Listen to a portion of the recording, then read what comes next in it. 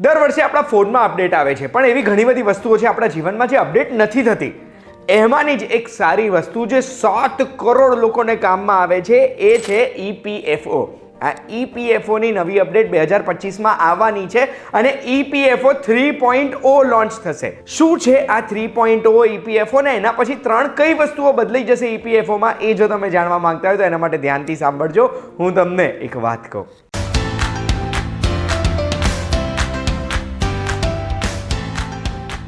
એક વાત કહુંમાં આપનું સ્વાગત છે. મારું નામ છે ગુંજ ઠક્કર. તમારી અગર નોકરી ચાલુ છે અને તમે EPFOના પૈસા નથી કપાવતા ને, તો આ વિડીયો જોયા પછી તમને બી ઈચ્છા થઈ જશે કે બોસ આપણે કપાવવાનું ચાલુ કરી દેવું જોઈએ. કેમ? કારણ કે EPFOના ડેટા પ્રમાણે વર્ષ 2022-23નો જે છેલ્લો ડેટા એમણે આપ્યો છે એમાં 2.25 લાખ કરોડ રૂપિયાનું કોન્ટ્રીબ્યુશન EPFO પાસે ગયું હતું. કેમ આટલા બધા પૈસાનું કોન્ટ્રીબ્યુશન ગયું હતું? આગળ આવશે એમાં રિટર્ન કેટલા મળે છે. પણ પહેલાં ટૂંકમાં કહી દેવા માંગુ છું કે EPFO છે શું. તો EPFOમાં આપણે આપણી સેલેરીમાંથી એક કોન્ટ્રીબ્યુશન કરીએ છીએ. એમાં એમ્પ્લોયર્સ પણ 12% એડ કરીને કોન્ટ્રીબ્યુશન કરે છે, જેનાથી એક મૂડી બને છે. આ મૂડી એમ્પ્લોય પ્રોવિડન્ટ ફંડ કહેવાય છે. આ પ્રોવિડન્ટ ફંડ રિટર્ન કેટલું આપે છે? 8.25%. આ ગેરંટીડ રિટર્ન છે. 8.25% જે આપણે દેશની સરકાર આપણને આપે છે. અને કોઈ પણ સ્મોલ સેવિંગ સ્કીમનું આપણે ઇન્ટરેસ્ટ રેટ જોઈશું તો 8.2%થી વધારે નથી, અને એ પણ સુકન્યા સમૃદ્ધિ યોજનાનું છે. એના કરતાં વધારે રિટર્ન આપે છે આપણને, અને એટલે જ લોકો EPFમાં પૈસા ઇન્વેસ્ટ કરવાનો પ્લાન કરે છે પોતાના પગારમાંથી કપાઈને. EPFમાં આપણે કોન્ટ્રીબ્યુશન કર્યું છે અને 5 વર્ષ આપણે કોન્ટ્રીબ્યુશન કર્યું છે, તો આપણને જે રિટર્ન મળે છે એ ટેક્સ ફ્રી હશે. એના ઉપર કોઈ ટેક્સ ભરવાનો જ નહીં હોય આપણે.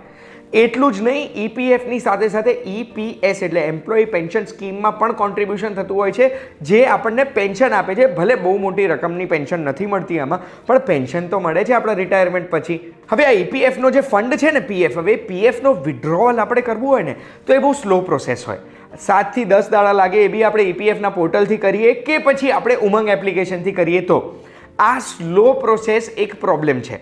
એમાં બી ઘણી વખત આપણને આપણા જે એમ્પ્લોયર્સ છે, આપણી કંપની છે, એમની બી ઘણી બધી સહી સિક્કા જોઈએ પૈસા ઉપાડવા માટે.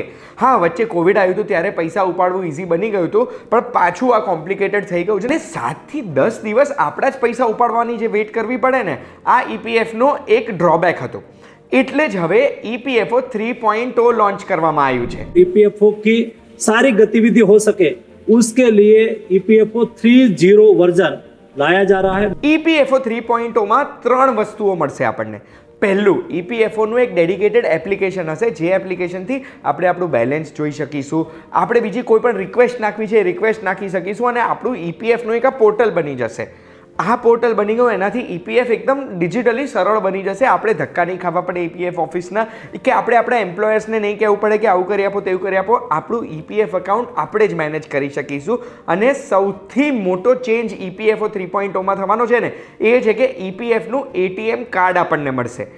આ ATM કાર્ડથી આપણે જે બેંક સિલેક્ટ કરી છે એ બેંકમાં જઈને કાર્ડ ઇન્સર્ટ કરીને આપણા EPFનું બેલેન્સ, જે નિયમો છે એ નિયમો પ્રમાણે વિડ્રો કરી શકીશું. અને 7 થી 10 દિવસ વેઇટ નહીં કરવું પડે, તરત મળી જશે. બેસિકલી આ વિડીયોથી હું તમને એટલું કહેવા માંગુ છું કે EPFમાં જો તમારું કોન્ટ્રીબ્યુશન થઈ રહ્યું છે તો એ આપણને લાભદાયક જ છે.